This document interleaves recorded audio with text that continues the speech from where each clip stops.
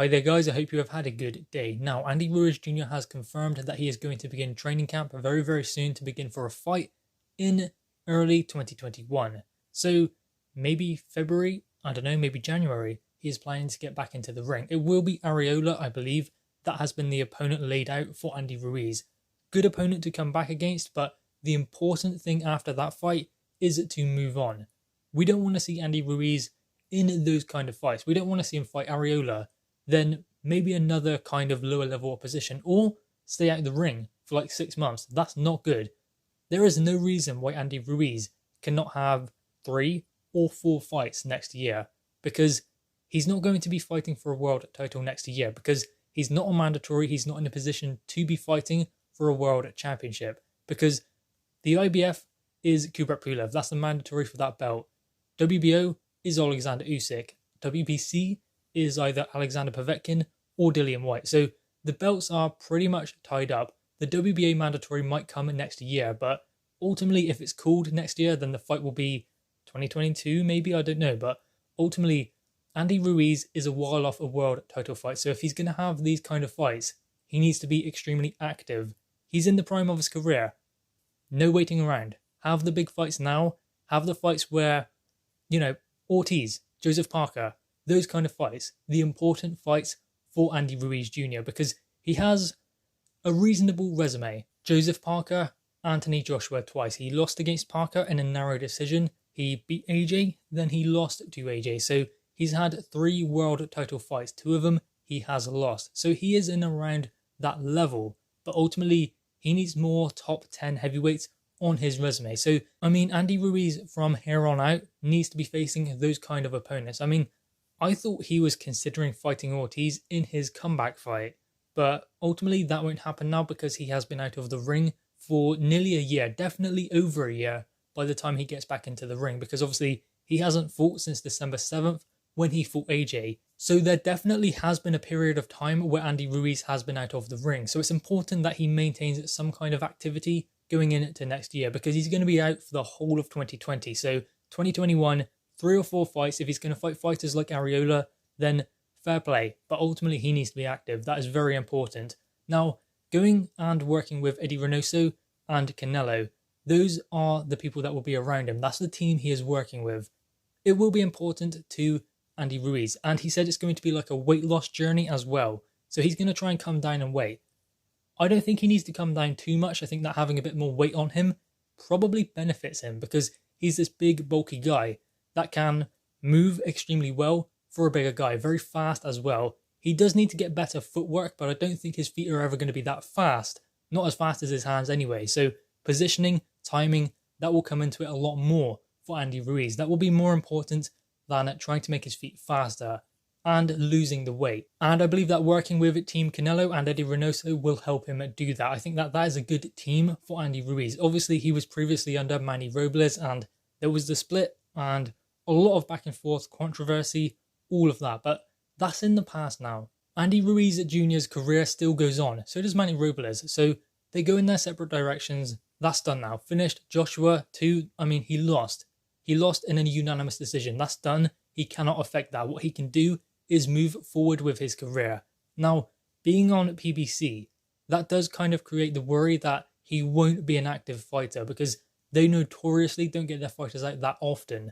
But Andy Ruiz must not allow that to happen, because the thing about Andy Ruiz is his publicity went to through the roof, rocketed after his win over AJ. He was the upset king, the Buster Douglas Mark II if you want to.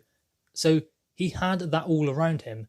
It's important that he gets back into the ring and remains active, because otherwise you can very easily become no longer relevant in the heavyweight division, in boxing as a whole. So what he does need to do is get back in the ring, start knocking guys out again. I believe he does stop Chris Areola. He'll just be too much for him. Accumulation of punches will wear him down. So that will be hopefully a good victory for Andy Ruiz to come back with. Then why not Ortiz? Why not a Joseph Parker rematch? There are many fights out there for Andy Ruiz. Many fighters who would like to increase their position within governing bodies, and he's the way to do that, because despite coming off of a loss, Ruiz is still ranked quite highly within the governing bodies, respectively.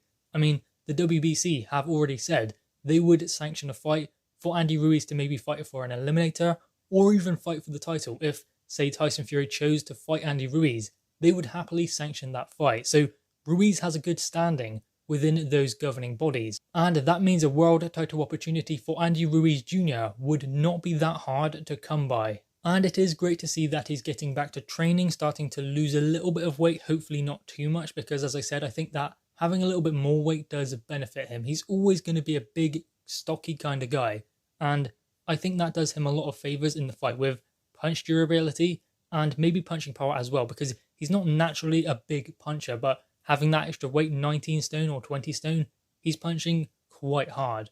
So 19 stone is probably the better weight for Andy Ruiz, give or take a few pounds. So Ruiz losing a lot of weight is going to be detrimental, I believe, to him. But ultimately working with Eddie Reynoso and Team Canelo will benefit him greatly, because he does need to get better footwork, not necessarily faster feet, because I don't think he's ever going to have lightning fast feet. But the thing to do is to get better positioning, better movements, make sure that he stays in the boxing stance when he's going forward, and always be in a position to land punches. I think that was important in the second fight with Anthony Joshua. He was always being outworked by AJ. AJ had the angles, the movement, and Andy Ruiz, no matter how hard he tried, could not close that distance against Anthony Joshua. He was trying to cut off the ring, but Anthony Joshua wasn't just moving in one direction. He was moving this way and that, and ultimately that was too much for Ruiz. He couldn't adjust his feet fast enough in order to go one way cutting off the ring, then go back the other way. Anthony Joshua always had a way to escape because AJ was boxing him on the back foot, and he was always making sure that there was space to move into. Ruiz couldn't move fast enough across the ring in order to cut off that space for AJ to move into. So that is something I'm sure that him and his new team will definitely be working on. So guys, anyway, what are your thoughts on this? Andy Ruiz is coming back next year. He's already going to start training and getting ready for that bout, likely early in 2021. No date, no venue, none of that sorted at the moment, but ultimately he is looking to come back because throughout this year he's going to be inactive, but he can use that period of time to get better, to work on the things that he needs to work on, to get back challenging for world titles.